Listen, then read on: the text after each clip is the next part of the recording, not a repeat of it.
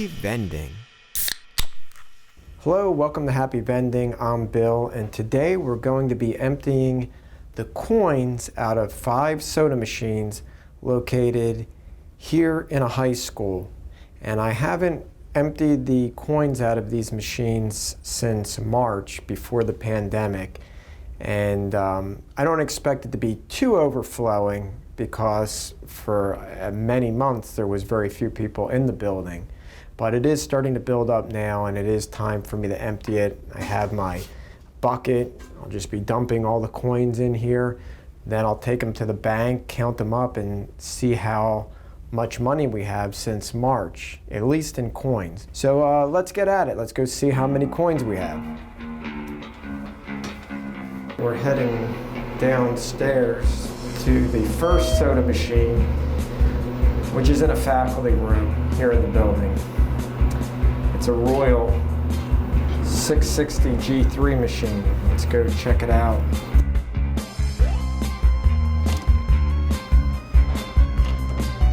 All right, there it is.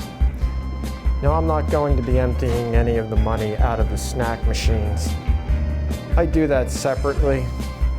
I tally that money separate from the drinks, and that doesn't need to be emptied right now.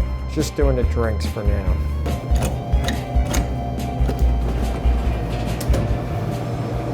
Now I'm not filling the machines real high right now. You see a lot of empty spaces in the stack machine.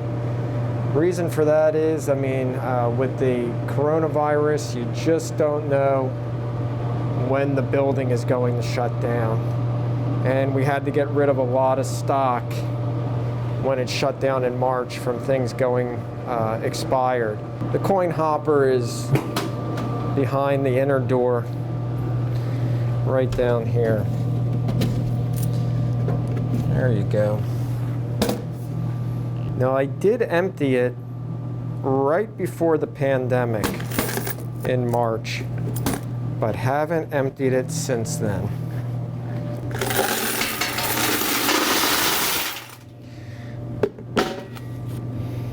I always keep an eye out for dollar coins.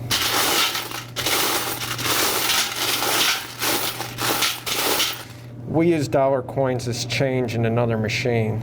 You always want to make sure you have a cart too, because after a while this bucket can get pretty heavy depending on how many coins you're emptying out of the machines. All right, we're going into another elevator here.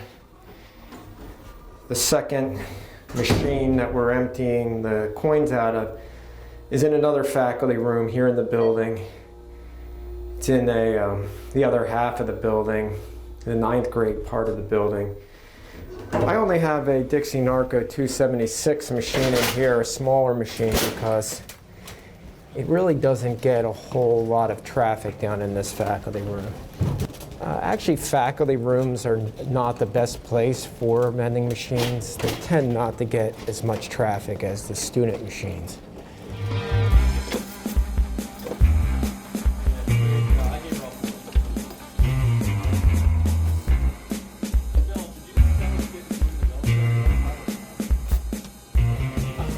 All right, here we go.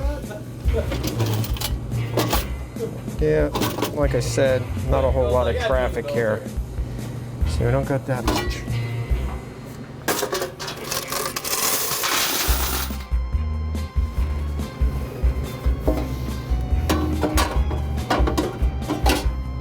Now we're heading to the last 3 drink machines in this school, and they are all machines that students have access to, and they're actually our biggest money makers.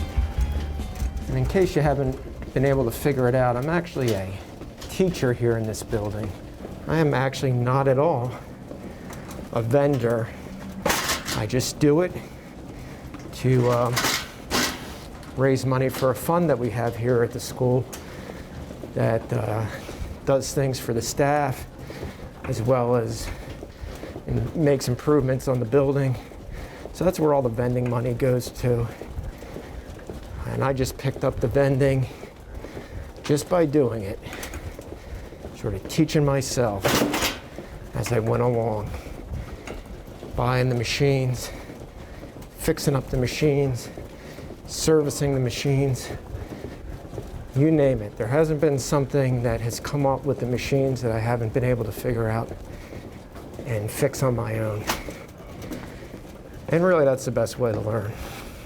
We're in yet another elevator, heading down to the athletic area of the building. That's where the other 3 machines are.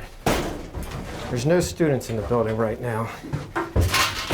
It's a half day. It's close to Thanksgiving and students have all gone home. And there's only ever, at this point, half of the students in the building at any one time because of COVID. They don't bring in all the students at once. It's what we call a hybrid schedule right now. So here they are, the 2 big money makers in the building.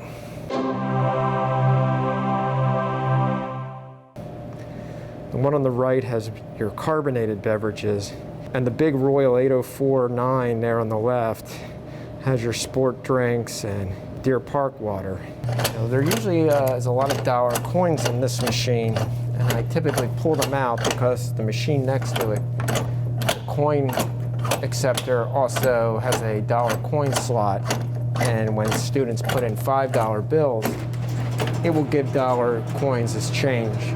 So if there's any in this machine that kids have spent, I make sure I pull them out. And this guy's pretty heavy. There's a lot of coins in this guy. Here's a dollar coin here. It's always easier to tell the gold ones from the silver ones.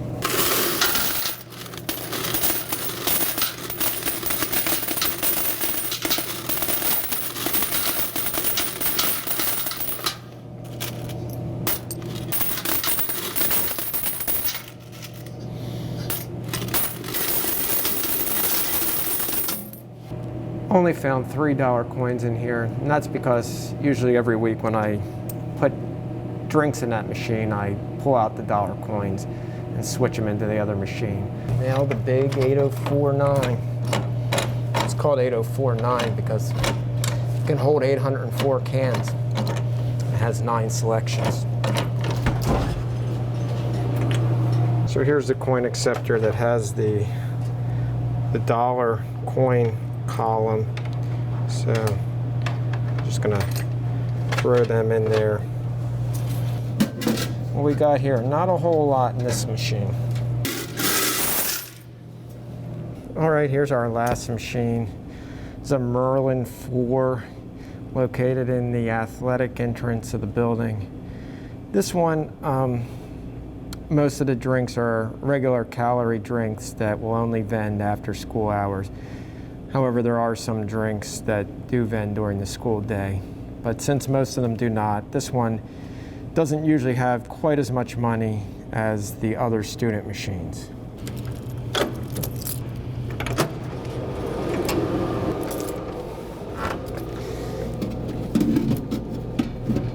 Not too bad. Let's pour the last hopper in there. That's a lot of coins. Take one last look for dollar coins. Oh, there's one more dollar coin there. Well, that's a pretty lot of coins. We'll take it to the bank and dump it in the coin counter and see how much money we have. All right, I'm at my bank now that has the coin counter. Not many banks anymore have coin counters. Our original bank had a coin counter and then they got rid of it. So I had to start an account at this bank, and right now because of COVID I had to make an appointment to get in here. They do have a policy now that they started that if you count over $500 worth of coins, you have to pay 10% on the amount over $500. So I'm not going to do that. If it is over $500, I'm going to stop there and I'll bring the rest another day. I don't believe in paying 10% just to use the coin counter.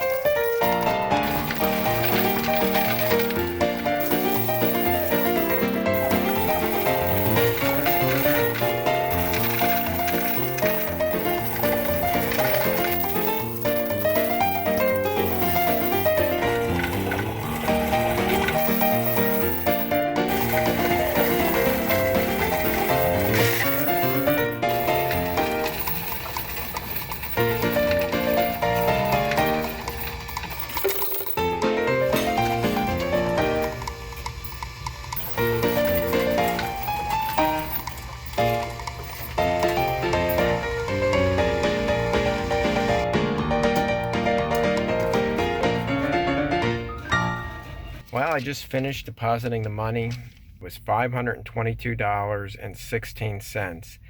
Now, I was going to stop at $500, but luckily the lady at the bank waived the 10% charge for any amount over $500. So I deposited the whole amount, $522.16, in change from those 5 soda machines. Since I have to stay under $500, I'll have to empty them more often. I can't let them gather up coins that much next time. Well, there you have it, depositing coins from 5 soda machines.